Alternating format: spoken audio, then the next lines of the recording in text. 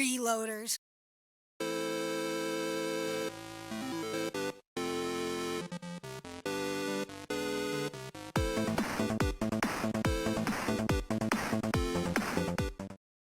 Before there was Bugs Bunny, before there was even Mickey Mouse, debuting all the way back in 1919, there was Felix the Cat. There's been a few iterations of the character, most notably starting with the black and white silent cartoon version that was produced throughout the 1920s, a 1950s color revival that spanned over 200 episodes, and a surreal 90s series called The Twisted Tales of Felix the Cat that didn't last nearly as long as it should have.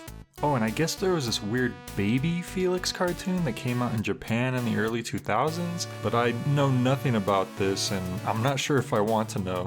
Personally, I grew up with the VHS tapes of the Weird 90s series, which also included the occasional short from the old black and white cartoons. I really loved them both. So why am I bringing all this up now? It's because this month marks the 100th anniversary of Felix the Cat. 100. That's crazy. That's like older than most people's great-grandparents. So I decided to commemorate this occasion by reviewing the Felix the Cat game for NES. I didn't have the budget for the cartridge. So as you can see, Felix the Cat was one of those late NES titles releasing in 1992, a full year after the Super Nintendo had already been out. These tail-end NES games often came in limited quantities and can get pretty pricey nowadays. The game opens with a cutscene of Felix's love interest, Kitty, being kidnapped by the Professor, the main antagonist of the 50s cartoon. Admittedly, I don't know the 50s series that well, but like most of Felix's enemies, the Professor's main goal is to obtain his magic bag of tricks, which is capable of all kinds of reality-defying feats and transformations.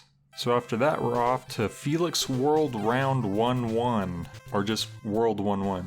The game plays as a side-scrolling platformer with a decent jump and a spring boxing glove attack courtesy of your magic bag. You've got your basic enemies, birds, trees, nothing that really stands out. Whoa. Okay, they're not very threatening, but they do kill you in one hit.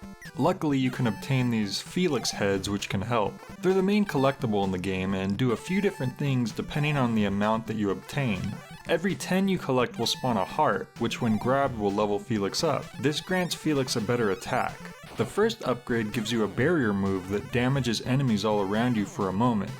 The second gives you an old-timey car with a short-range projectile, and the third gives you a tank with a powerful cannonball blast, though it shoots with a tricky arc sometimes.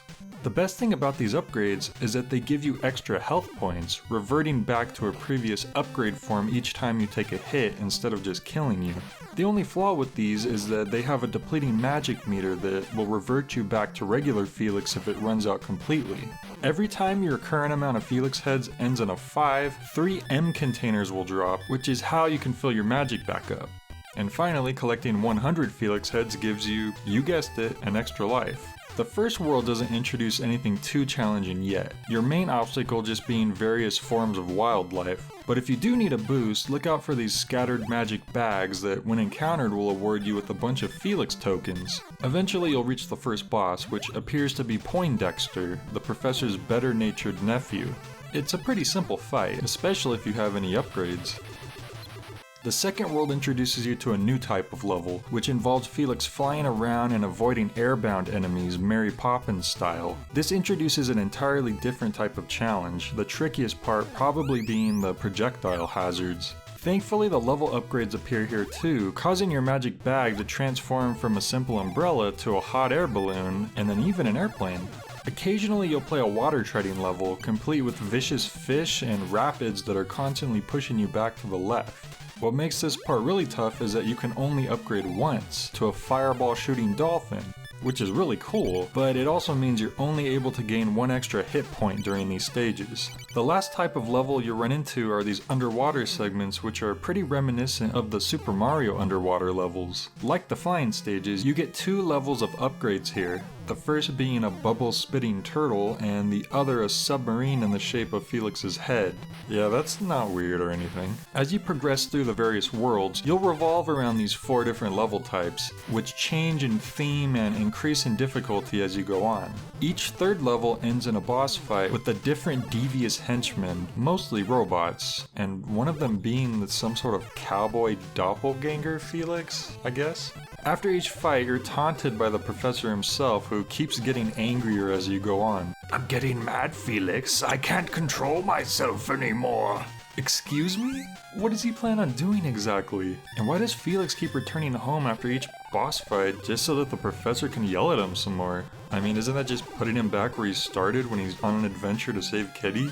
Near the end of the game, you're introduced to an entirely new level type, which has Felix flying in a spaceship towards his final battle with the evil prof. This is quite possibly the hardest part of the game. You'd think that dodging asteroids and deceivingly happy aliens would be simple enough, but it's really not. This is due to the fact that the level upgrades do not exist here. Yet at the same time, you have an actively depleting magic meter which will kill you when it hits empty, and space death is not a pretty way to go. This means you can't simply focus on just dealing with the enemies, but you're also forced to fly around collecting enough Felix tokens to obtain that vital magic. After that, you land on some hellish planet full of evil aliens and giant balls of fire. At first they seem to be simply palette swaps of these snowballs from an earlier level, but the snowballs can actually be destroyed. Here you have to avoid them. After a couple levels of this, you enter this strange, deadly space pyramid. Get past these final obstacles and you'll reach the big boss fight. The professor flies around a la Dr. Wily from Mega Man in this large room and lobs a single projectile at you once in a while. He doesn't seem too tough, but he has a lot of health, so it only takes one mistake for him to either hit you with his weapon or bump into you himself. Luckily, there's 3 magic bags in the boss room full of Felix tokens to give you some backup. Though even with that help, this guy is still giving me some trouble. Yeah, I'd say this is a pretty fitting end boss, but as long as you keep your cool and use your resources wisely, he should go down eventually.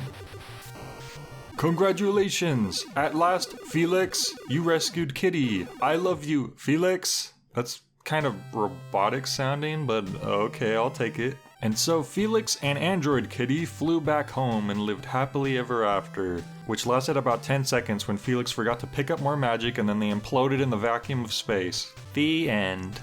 But seriously, that was a pretty satisfying ending. I had a lot of fun with this game as a whole. It felt like it had a good balance of rewarding difficulty and forgiveness. The controls felt good for the most part, though some of the platforming segments did give me the slightest feeling of being slippery.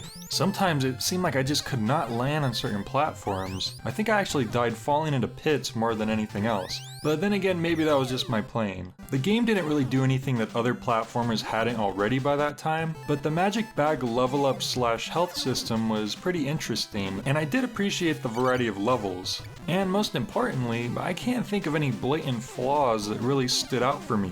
Overall, I don't think that Felix is necessarily this legendary hidden gem that must be played, but it's definitely in the pretty good category. I recommend it.